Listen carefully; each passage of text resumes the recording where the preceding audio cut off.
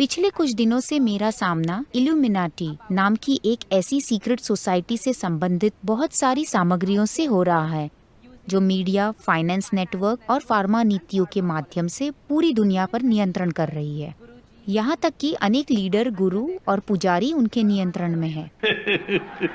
मैं नहीं हूँ। लेकिन जवाब तो देना होगा। मैं दूंगा, लेकिन मैं ये कह रहा हूँ कि मैं उनके नियंत्रण में नहीं हूँ। हम सहमत हैं। ये यूरोपीय संस्कृति का हमेशा से हिस्सा रहा है।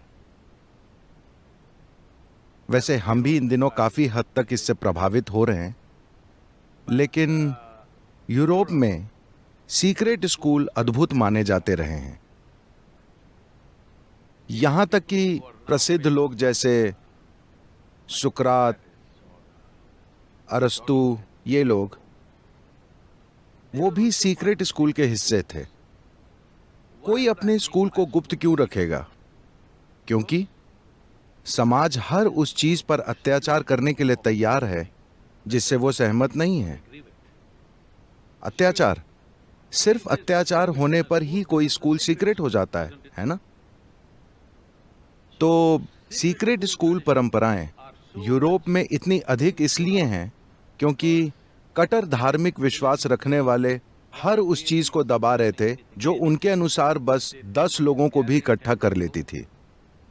वे उसे नष्ट कर देना चाहते थे, वे उनको मार देते थे। इसलिए उन्होंने सीक्रेट स्कूल चलाए। इस बीच जिसे आप इल्यूमिनाटी कह रहे हैं और बाद में इसने खुद को फ्री मेसन्स के रूप में रूपांतरित किया, इसका इतिहास मैं इसकी पुष्टि नहीं कर सकता, लेकिन कुछ किताबें इस विषय पर लिखी गई हैं कि किस तरह से भारतीय मेसन्स ने फ्री मेसनरी की शुरुआत की थी जो मिस्र गए थे।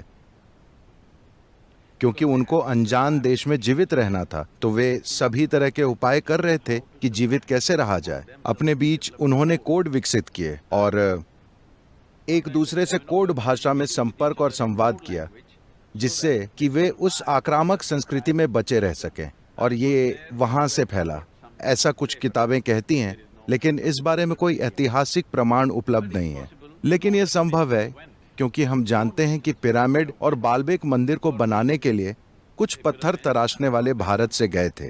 4200 या 4300 साल पहले बने लेबनान के बालबेक मंदिर के बारे में इस बात के स्पष्ट रिकॉर्ड हैं कि उन्होंने एक फिनिशियन मंदिर बनाया था जिसमें भारतीय पत्थर तराशने वालों और भारतीय हाथियों ने काम किया। हर लेबनानी बच्चा अपने स्कूल में ये पढ़ता है, लेकिन दुर्भाग्य से कोई भारतीय ये कभी नहीं पढ़ता, या भारतीय इतिहास की किसी किताब में ऐसा नहीं लिखा है। दुर्भाग्य है। खैर, तो बाद में ये फ्री मेसनरी बन गया और फ्री मेसनरी ने एक शक्तिशाली रूप ले लिया। फिर ये अमेरिका पहुंचा और इसने बहुत शक्तिशाली रूप ले लिया क्योंकि वहां लोग ईसाई कट्टरता के जबरदस्त दबाव में थे। तो मुक्त रूप से विचार करने वाले लोग खुद को फ्री मेसन्स कहने लगे। हालांकि वे अब तराशने का काम नहीं कर रहे थे, लेकिन आपको एक चीज दिखेगी, जहां कहीं भी फ्री मेसन्स हैं उनकी इमारतों की डिजाइन बेहतरीन है। मैं अनेक फ्री मेसन्स मंदिरों में गया हूं क्योंकि मुझे उनके डिजाइन बहुत पसंद है। उन्होंने बेहतरीन डिजाइनें बनाई हैं क्योंकि ज्योमेट्री उनकी संस्कृति का एक महत्वपूर्ण हिस्सा है। शायद इसी कारण से कोई किताब लिखता है और यह कहता है कि वे भारत से आए थे, क्योंकि भारत में योग संस्कृति ने जीवन के ज्योमेट्री पहलुओं पर खुद को पूरी तरह से केंद्रित किया है। एक तरह से योग का अर्थ है अपनी ज्योमेट्री को ब्रह्मांडीय ज्योमेट्री की सीध में लाना, जिससे कि जीवन का आपका अनुभव इस तरह से ऊपर उठे कि यह ब्रह्मांड किसी तरह से आपका प्रतिबिंब हो जाए, या आप ब्रह्मांड का प्रतिबिंब बन जाएं। आप इसे जैसे भी देखना चाहें।